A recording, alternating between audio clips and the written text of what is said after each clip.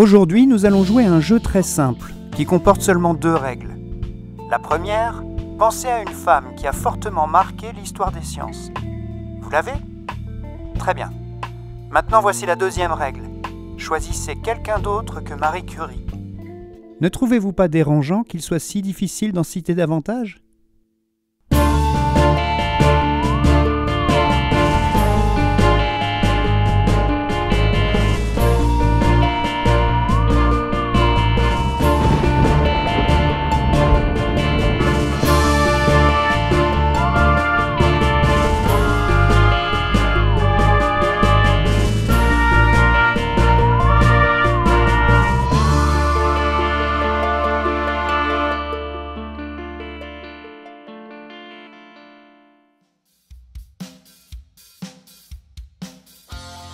En 1967, le monde entier écoute la bande-son de l'été, le nouvel album des Beatles, Sgt. Pepper's Lonely Hearts Club Band. Le chanteur Elvis Presley se marie à Las Vegas. La pilule contraceptive est légalisée en France et le film Blow Up remporte la médaille d'or au Festival de Cannes. Mais cette année-là, Jocelyn Bell Burnell a la tête ailleurs. Ou plus précisément, elle a la tête dans les étoiles. Astrophysicienne de son état, elle a intégré l'équipe d'Anthony Hewish pour participer à la construction d'un radiotélescope destiné à l'étude des quasars, noyau d'une galaxie extrêmement lumineux et qui avait été découvert quelques années auparavant. Lorsqu'elle pointe le radiotélescope vers le ciel toutes les nuits, c'est donc dans le but d'étudier ces nouveaux objets et recueillir les précieuses données qui affineront la connaissance des quasars. Mais une nuit, alors qu'elle examine les enregistrements captés par le radiotélescope, elle trouve un signal extrêmement régulier, constitué de courtes impulsions de rayonnement. Intriguée, elle en informe son directeur de thèse qui lui fait part de ses doutes et qui l'encourage à privilégier la thèse d'interférence terrestre. Mais Jocelyn persiste et toutes les nuits suivantes, elle s'applique à affiner ses recherches, si bien qu'au bout de quelques mois, elle identifie même plusieurs autres sources. À cet instant, les données sont suffisantes pour une publication. Ce sera dans la revue Nature en 1968. Dès lors, le monde de l'astrophysique s'aperçoit qu'il s'agit là d'une des plus grandes découvertes de toute l'histoire de la discipline. Plus tard, on donnera un nom à ce nouvel objet céleste, Pulsating Star, ou en abrégé, Pulsar. En 1974, cette découverte est récompensée par un prix Nobel, qui est attribué à Anthony Hewish, son directeur de thèse. Très vite, l'affaire fait scandale. Jocelyn Bell Burnell devra se contenter d'une citation dans le discours de son directeur de thèse. Mais rien n'y fait. Malgré le fait que la découverte lui incombe, elle ne décrochera pas ce prix Nobel. Malgré cette méprise, Jocelyn Bell Burnell a poursuivi sa carrière et a brillamment inscrit son nom dans l'histoire des sciences. Elle a tour à tour été doyenne de sciences de l'université de Bath, présidente de la Royal Astronomical Society, et a enseigné entre autres à l'université d'Oxford.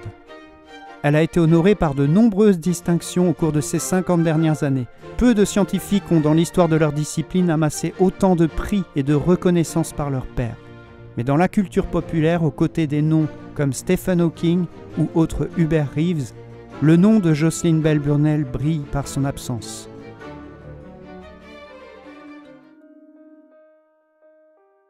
À Paris, au cimetière du Père-Lachaise, 16e division, vous trouverez entre 2 allées la tombe d'une femme appelée Sophie Germain.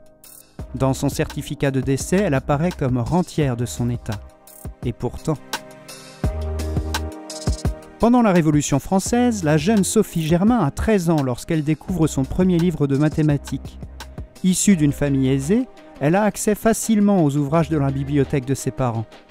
Et immédiatement, elle se prend d'amour pour cette matière qu'elle étudie la nuit, seule. Mais son père tente de la dissuader, jugeant cette discipline trop masculine, et va jusqu'à dissimuler les chandelles dont elle se sert la nuit pour étudier en secret. Mais la jeune Sophie persiste, et son père finit par la soutenir dans cette obsession désormais assumée, elle apprendra les mathématiques. Et puisque cette discipline n'est pas faite pour les femmes, elle se formera seule, en autodidacte. Quelques années plus tard, elle réussit à obtenir les cours de l'école polytechnique, réservée aux hommes. et commence à entretenir une correspondance avec le grand mathématicien Joseph-Louis Lagrange, mais sous le faux nom d'un ancien élève, Antoine-Augustin Leblanc, afin que son statut de femme ne lui ôte aucune légitimité. Cette correspondance dure, tant et si bien qu'un beau jour, impressionné par la rigueur et le caractère brillant des analyses mathématiques de ce monsieur Leblanc, il décide de le convoquer. Sophie Germain ne se décontenance pas et répond à l'invitation de Lagrange, qui découvre alors la supercherie. À la suite de cette rencontre, Lagrange lui ouvre les portes du petit monde des mathématiciens parisiens et Sophie Leblanc accède alors à une reconnaissance, mais toujours sous sa fausse identité de monsieur Leblanc. Pendant des années, elle publiera sous ce nom et s'entretiendra par courrier avec les mathématiciens du monde entier les plus illustres, dont le grand Carl Friedrich Gauss, qui est tout bonnement subjugué par les qualités intellectuelles de ce monsieur Leblanc.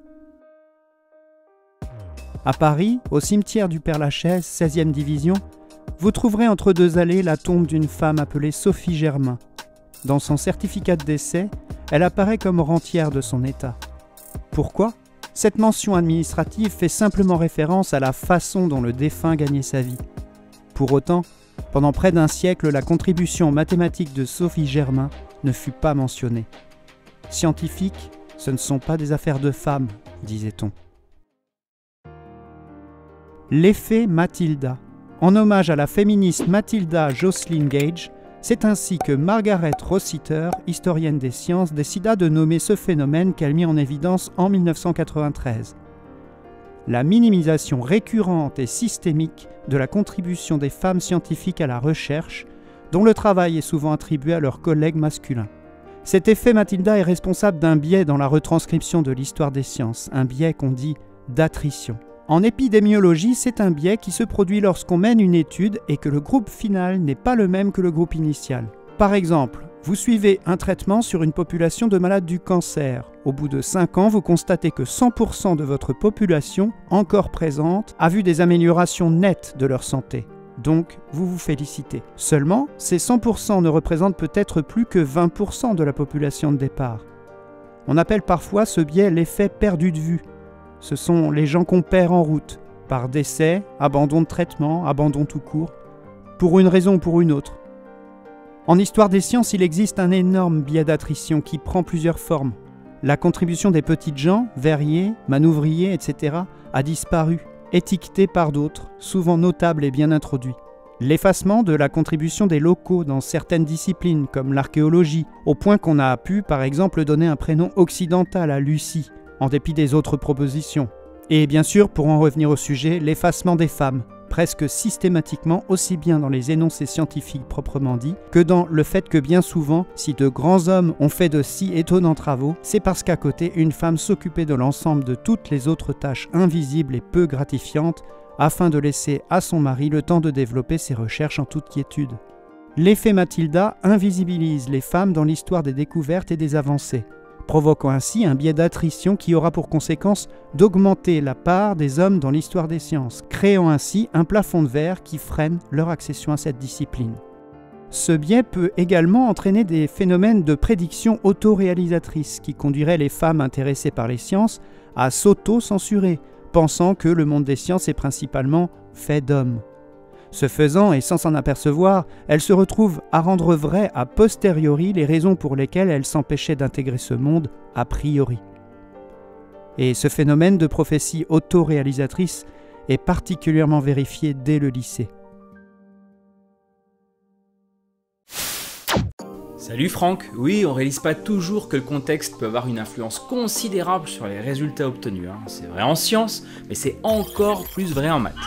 Et les filles, malheureusement, semblent être les victimes de puissants stéréotypes. Des stéréotypes profondément ancrés parfois dans notre inconscient. Je vais par exemple vous parler de l'expérience menée par 2 chercheurs français. Je ne sais pas si vous connaissez la figure de Rey. Non, pas celle-là. Je parle de celle-là. C'est cette figure qu'on a demandé de reproduire à pas loin de 500 collégiens. On est en 2007 et le protocole de l'expérience est très précis. Mais ce qui va retenir ici notre attention, c'est qu'on a présenté à la moitié de l'effectif le test comme étant une activité de géométrie, tandis qu'à l'autre, on l'a présenté comme une activité destinée à évaluer leurs compétences en dessin. Et devinez quoi ? À consigne identique, figure identique, passation identique, les résultats sont totalement différents. Dès qu'on présente les choses sous le prisme mathématique teinté de stéréotypes masculins, les filles réussissent moins bien que lorsqu'on les présente sous forme d'activités artistiques, généralement stéréotypées comme féminines. Le simple fait de savoir qu'elles sont censées réussir moins bien que les garçons fait sous-performer les filles. Laisse un peu songeur. Vous voulez en savoir plus ? Eh bien, n'hésitez pas à venir me rejoindre sur ma chaîne Maths en tête.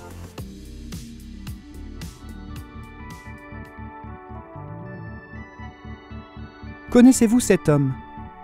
Oui, bien sûr, c'est Neil Armstrong. Et connaissez-vous cette femme? Et pourtant, pas de... Lorsqu'elle intègre le MIT à 24 ans, Margaret Hamilton, fraîchement diplômée en mathématiques, s'apprête à travailler dans le développement de logiciels de prédiction météorologique. Pourtant, 1 an plus tard seulement, elle change de trajectoire pour intégrer l'équipe du SAGE, un projet militaire sur l'un des premiers systèmes informatiques de défense antimissile. Anecdote amusante racontée par Margaret Hamilton elle-même, à cette époque, l'équipe était attachée à une tradition concernant les nouveaux arrivants. Un bizutage un peu particulier qui consistait à assigner la personne sur un programme que personne n'était capable de comprendre et de faire fonctionner. Une programmation piégée, où même les commentaires du code, censés aider la compréhension des développeurs, étaient traduits en latin et en grec. Seulement voilà, après quelques heures en contact avec ce programme, elle parvint à le faire fonctionner, en poussant le vice à imprimer les résultats du programme en latin et en grec. À partir de là, les compétences hors du commun de Margaret Hamilton explosent au grand jour. Elle intègre en 1963 le laboratoire Draper, dans le but de développer les logiciels du programme spatial Apollo. Dans le cadre de ces missions, elle et son équipe vont écrire l'ensemble de tous les programmes des différentes missions de la NASA des prochaines années, contribuer à la création d'ordinateurs plus compacts et plus transportables pour les intégrer en double exemplaire, l'un dans le module lunaire, l'autre dans le module de commande. Outre le fait qu'elle invente ainsi le concept d'ordinateur portable, une autre révolution scientifique vient du fait que ces ordinateurs sont les premiers à utiliser des circuits intégrés plutôt que des transistors. Elle et son équipe inventent également un système de pilotage automatique, précurseur de ceux utilisés aujourd'hui dans nos avions de ligne. Dernière innovation et non des moindres, un dernier petit programme est créé pour la mission Apollo 11, un programme de priorisation de tâches qui permet d'automatiser le système de prise de décision lors d'erreurs en cascade imprévues. Ancêtre de l'intelligence artificielle? Allez savoir. Le 21 juillet 1969, alors que le monde entier s'apprête à célébrer les premiers pas de l'homme sur la Lune, de nombreux messages d'erreur encombrent la mémoire de l'ordinateur de bord, empêchant ainsi l'alunissage du module Aigle d'Apollo 11. Fort heureusement, le code développé par Margaret Hamilton permet à l'ordinateur de contourner ces erreurs et de prioriser sur les calculs uniquement indispensables pour l'alunissage. Avec son programme de priorisation des opérations, Margaret Hamilton a, ce jour-là, sauvé la mission Apollo 11. Nous lui devons littéralement à elle et son équipe les premiers pas de l'humain sur la Lune. La découverte des pulsars, la théorie des nombres, les premiers pas de l'humain sur la Lune, toutes ces avancées majeures ont un point commun. Ce sont des événements qui sont associés à des personnes dont le nom nous est pour la plupart inconnu. Des femmes extraordinaires dont l'histoire des sciences nous a privés et qui pourtant sont légion dans la science. Car il aurait pu ici être question de la découverte du VIH, celle de la trisomie 21, de celle de pas moins de 8 comètes, du premier traitement contre la lèpre, de la contribution à la relativité, à l'invention de l'ordinateur, à l'éthologie des primates, de la structure de l'ADN. Pour terminer, jouons à un autre jeu. Pensez maintenant à 10 hommes qui ont révolutionné l'histoire des sciences. Vous les avez, n'est-ce pas? C'est bien là le problème. Car les femmes dans l'histoire des sciences ne manquent pas. Ce sont leurs noms qui nous manquent. Je m'appelle Annalisa et je suis médiatrice scientifique. Je m'appelle Alice et je suis vulgarisatrice de l'espace. Je m'appelle Agatha, je suis éthologue. Je m'appelle Carole et je suis chef de projet spatial. Je m'appelle Maïlis, je suis ingénieure agronome et directrice des opérations. Je m'appelle Isabelle et je suis ingénieure dans le spatial.